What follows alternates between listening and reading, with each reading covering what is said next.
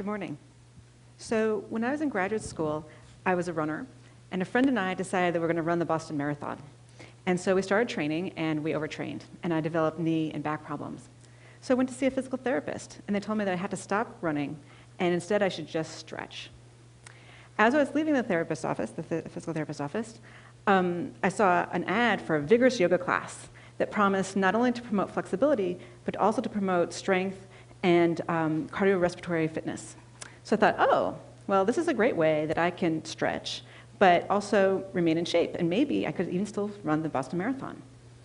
So I went to the yoga class, and I really enjoyed it, except for when the teacher would make all sorts of claims, all sorts of medical claims, but also all sorts of claims about, oh yes, it'll help you, increase your compassion and open your heart, and it's just like, my eyes would roll, and I think, yeah, I'm here for to stretch. But what's interesting was that after a couple of weeks, I started noticing some of these changes. I started noticing that I was calmer, and that I was better able to handle difficult situations, and that indeed I was feeling more compassionate and open-hearted towards other people, and I was better able to see things from other people's point of view. And I was like, how could this be? How could this be? And I thought, well, maybe it's just a placebo response, right? She told me I was going to feel this, so maybe that's why I was feeling it. So I decided to do a literature search to see if there's any research on this. And lo and behold, there was quite a bit, showing both yoga and meditation are extremely effective for decreasing stress. They're also very good for reducing symptoms associated with numerous diseases, including depression, anxiety, pain, and insomnia. They also, there's a couple of very good studies demonstrating it can actually improve your ability to pay attention. And most interesting, I thought, virtually every study has shown that people are just happier. They report they're more satisfied with their life, and they have a higher quality of life. And so this was interesting to me. And so I decided to switch and start doing this sort of research. And so as a neuroscientist, how could this be happening? How can something as silly as a yoga posture or sitting and watching your breath, how could that lead to all these sorts of different types of changes? So what we know is that whenever you engage in a behavior over and over again, that this can lead to changes in your brain. And this is what's referred to as neuroplasticity. And what this just means is that your brain is plastic and that the neurons can change how they talk to each other with experience.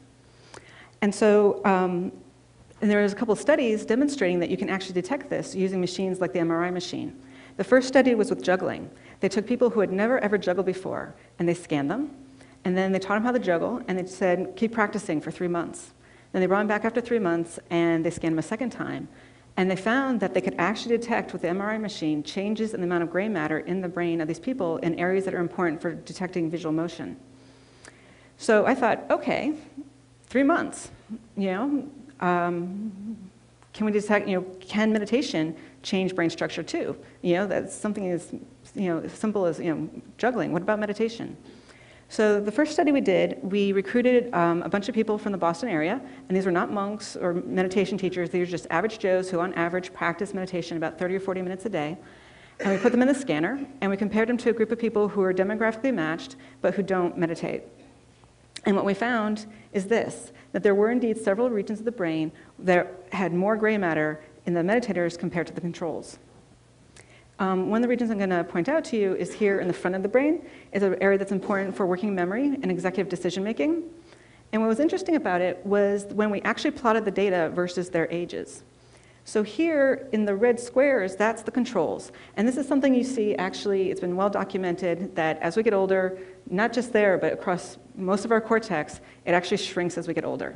And this is part of the reason why as we get older, it's harder to figure things out and to remember things. And what was interesting was that in this one region, the 50-year-old meditators had the same amount of cortex as the 25-year-olds, suggesting that meditation practice may actually slow down or prevent the natural age-related decline in cortical structure. So now the critics, and there were many critics, said, well, meditators, they're weird. Maybe they're just like that before they started practicing, right? Or a lot of them, they're vegetarians, so maybe it has something to do with their diet or something else with their lifestyle, Couldn't possibly be the meditation, it had something else, right? And to be fair, that could be true. This first study could not address that. So we did a second study. In this study, what we did is we took people who had never meditated before, and we put them in the scanner, and then we put them through an 8-week meditation-based stress reduction program, where they were told to meditate every day for 30 to 40 minutes. And then we scanned them again at the end of the 8 weeks, and this is what we found. So what you can see is that several areas became larger. In this slide, we can see the hippocampus. And in the graph, the controls are in blue and the meditation subjects are in red. And what we see is that the hippocampus, and this is an area that's important for learning and memory. It's also important for emotion regulation. And what's interesting is there's less gray matter in this region in people who have depression and PTSD. Another region we identified was the temporal parietal junction, which is here above your ear. And it's important for perspective taking and empathy and compassion. And again, these are both functions which people report changing when they start practicing meditation and yoga. Another region we identified was the amygdala. And the amygdala is the fight or flight part of your brain. And here we actually found a decrease in gray matter. And what was interesting was that the change in gray matter was correlated with the change in stress. So the more stress reduction people reported, the smaller the amygdala became. And this was really interesting because it's sort of the opposite and parallel of what some animal studies have shown. So Chatterjee and colleagues using rodents, they took rodents who were just happy, normal rodents, and they had them in their cage, and they measured their amygdala, and then they put them through a 10-day stress regimen. And at the end of the 10 days, they measured their amygdala, and this exact same analogous part of their rat brain grew. So we found a decrease with stress. They found an increase with stress. What was interesting is that then they left the animals alone. And 3 weeks later, they went back and tested them again. And 3 weeks later, that same part of the amygdala was still large. And the animals, even though they were in their original cages where they were happy, were still acting stressed out. So they were cowering in the corner, and they just weren't exploring the space the way they had before. And so this is the exact opposite of what we saw with the humans, because with the humans, nothing has changed with their environment.